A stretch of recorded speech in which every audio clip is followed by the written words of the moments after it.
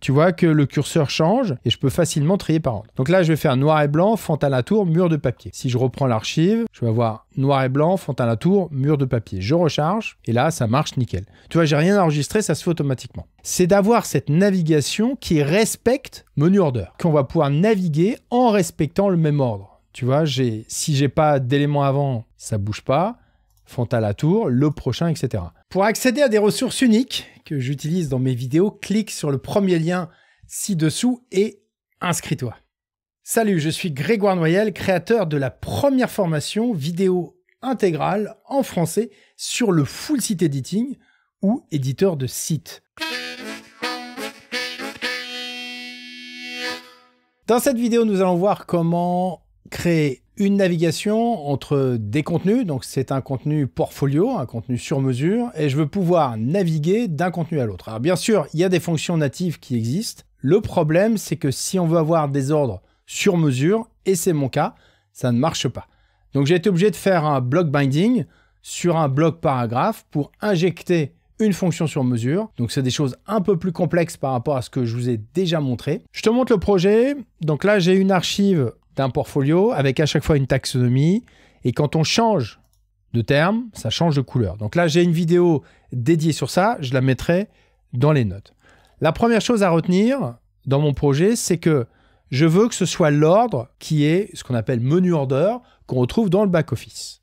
Donc si je vais dans le back-office pour te montrer, portfolio, j'ai ajouté l'extension qui s'appelle Simple Page Ordering et qui permet d'ajouter un nouveau menu dans l'archive pour trier par ordre. Tu vois que le curseur change et je peux facilement trier par ordre.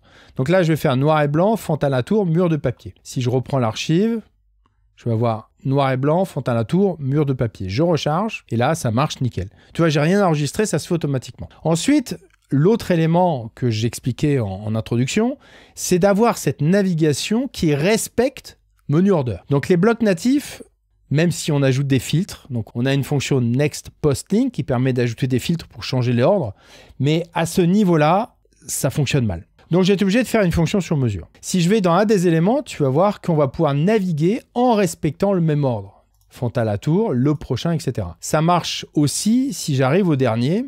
Il ne va pas me proposer le terme suivant. Pourtant, c'est la même taxonomie. Par contre, si tu veux qu'il n'y ait pas de débordement à ce niveau-là, moi, j'utilise une autre extension qui permet d'imposer un bouton radio sur la taxonomie. Si je fais éditer le portfolio, tu vas voir qu'il ne peut pas en ajouter plusieurs. Du coup, ça me permet de m'assurer qu'à chaque fois, j'ai un seul terme qui est utilisé. Donc ça, c'est important quand tu le mets en place au niveau de l'architecture, de bien penser à cette partie-là. Alors, je te montre comment j'ai fait. Pour l'archive, déjà, j'ai imposé le menu order. Et pour que ça marche, dans mon modèle, je vais te remontrer le modèle, apparence éditeur. Donc, c'est un thème, évidemment, en FSE, full FSE. Je vais dans mon modèle, archive portfolio, je l'édite. Et quand tu vois au niveau de la structure, eh bien là, j'utilise un élément de modèle. Pourquoi ? Parce que du coup, cette boucle, j'ai envie de l'utiliser avec ces réglages, aussi bien sur l'archive globale des portfolios, mais également sur les archives des taxonomies. Du coup, je mutualise en fait ce réglage que je vais appeler dans deux éléments différents et ça pose aucun problème. J'ai une boucle à l'intérieur et ce qui est important avant que je te montre le code, c'est que tu aies bien hérité la requête à partir du modèle. Du coup, en fonction du modèle, il va dynamiquement pouvoir appliquer une boucle. Ça, je peux la configurer à la volée. Et dans mon thème, j'ai mis un fichier dédié pour ce type de réglage et je fais un hook sur preGetPost. J'appelle l'archive des portfolios, mais également la taxonomie avec les types de projets. Et à la volée, je change le type d'ordre, menu order, l'ordre ascendant et le nombre de pages. Enfin, le nombre d'éléments par page, pour être plus précis. Donc ça, tous les codes, je te fais un petit lien où je regroupe tous ces codes que j'utilise dans les vidéos. Donc, tu le reçois automatiquement par mail. Donc, je te conseille de cliquer sur le lien. Donc ça, c'est la première chose. La deuxième chose, c'est que dans ma navigation, si je reprends le modèle, donc là, je vais dans la single, et bien là, c'est pareil, j'ai mis un élément de modèle. Pourquoi ? Parce que je l'appelle en haut et en bas. Donc, c'est plus simple. Et à l'intérieur, donc là, j'ai une rangée. j'ai 2 paragraphes avec, tu vois, il y a un petit connecteur violet. Ça, c'est du block binding. C'est-à-dire, j'appelle une fonction spécifique pour me permettre d'avoir cette navigation vraiment sur mesure. Donc, pour ça, je l'appelle toujours binding quelque chose. C'est un petit code pour moi qui me dit après dans les modèles, parce que je suis obligé de l'éditer dans le code, ça, il va falloir que j'ajoute un élément dynamique. Là, l'intérêt de le faire en 2, c'est que je vais avoir toutes les options de mise en forme qui vont être disponibles et je pourrais facilement le basculer de l'un à l'autre. Donc, je repars dans le code.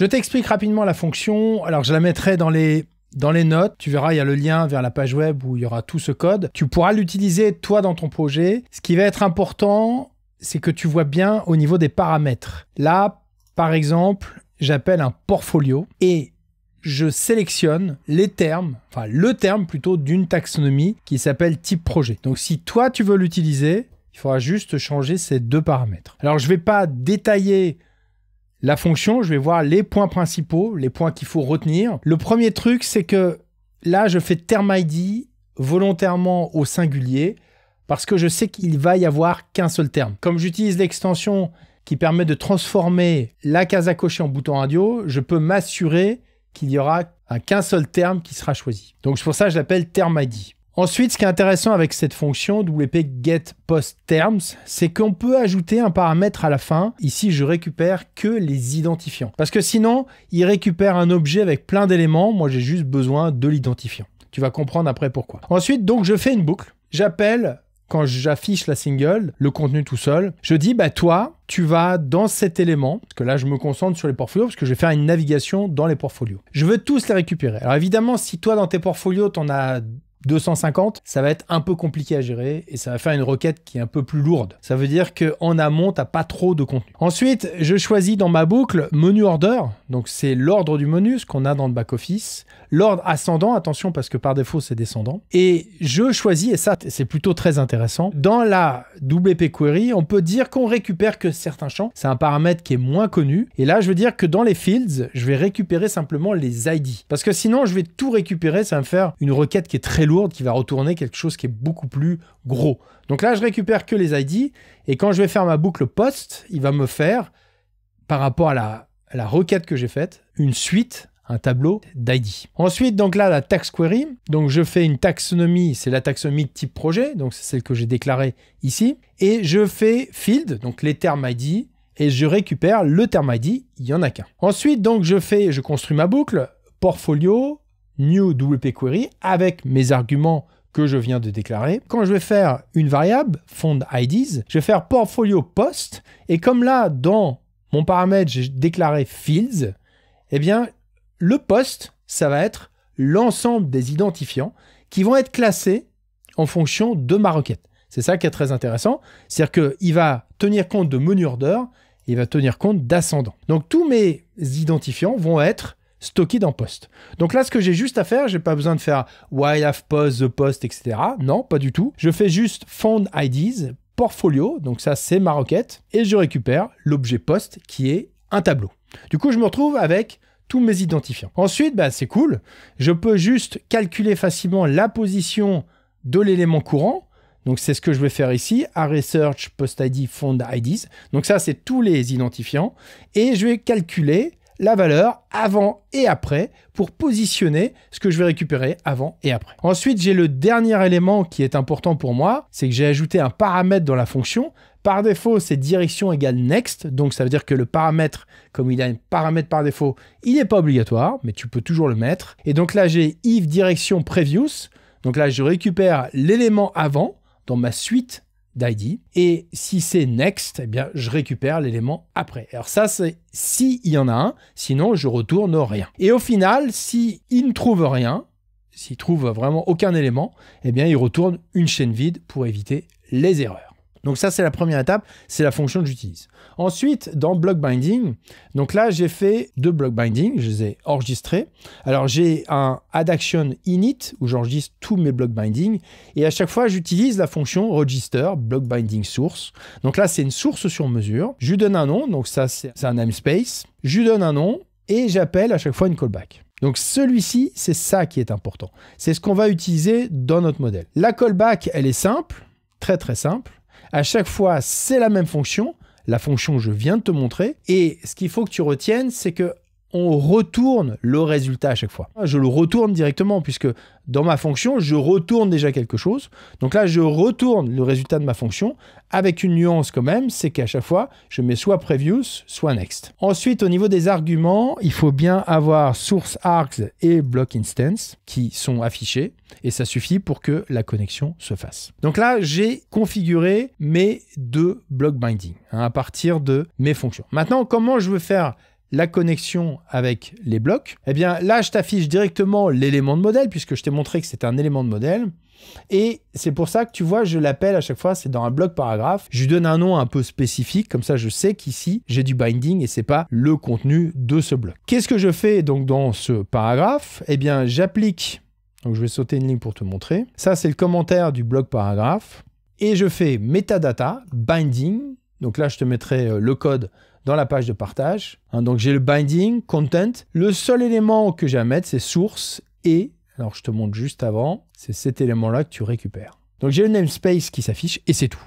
Alors ce qu'il faut que tu vérifies quand même, c'est les accolades. Mais tu vérifies bien le nombre avant et après pour voir s'il n'y a pas de fermeture. L'autre erreur qu'on fait au début, c'est qu'on oublie l'espace qui est là. Et donc là, ça fait une erreur au niveau de la lecture. Donc ça, il faut que tu veilles à bien garder. Et donc à partir de ce moment-là, tu vois sur un bloc paragraphe, je te le remonte dans le modèle. Donc là, j'ai dans le modèle de la single. Parce que j'avais essayé de faire un hook avec article précédent, article suivant, ça ne marche pas. Hein, si on peut faire des filtres sur cet élément, ça ne fonctionne pas. On n'a pas cette souplesse au niveau de l'affichage. Donc tu vois que là, ce qui est génial, c'est que j'ai deux blocs paragraphes qui sont simples, mais qui permettent d'ajouter une fonction qui est quand même assez complexe, et ça marche très très bien. Donc tu vois, je peux intervenir de manière assez poussée en PHP sur ce modèle. Dans cette vidéo, je voulais te montrer que le block binding, ça va beaucoup plus loin que simplement faire des connexions avec des postes méta.